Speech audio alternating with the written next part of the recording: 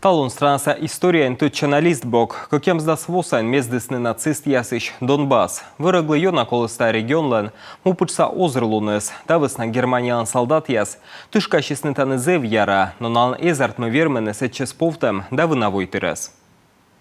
Берега Северского Донца испещрили доты и дзоты, многие километры минных полей. Сломить такую линию обороны оказалось было немыслимо сложно.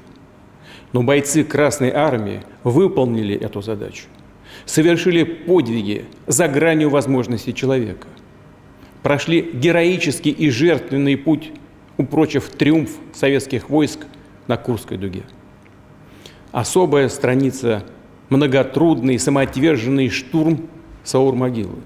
Нацисты превратили этот древний курган в неприступную цитадель.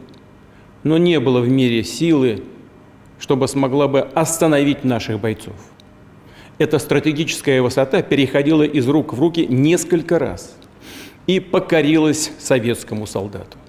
Тем, кто насмерть стоял за правду, за справедливость, за свободу и будущее нашей Родины. Саур-могила мемориал кичтесны кукшур сдаснёлет вон, чоры тыш яздырье, адны качтлан инце вылечку падесне, а совет кача солдат яздорын сулаланы Донбасслан выл герой яз. Налыдын и ухтан чужлам Арсен Павлов, кода с ним тене мотороллан. Спарта батальонлан вывлам командир, се пыгыбнитыс кукшур сдасквайтет вон. Владимир Путин паси се с повтомлыныш орденен.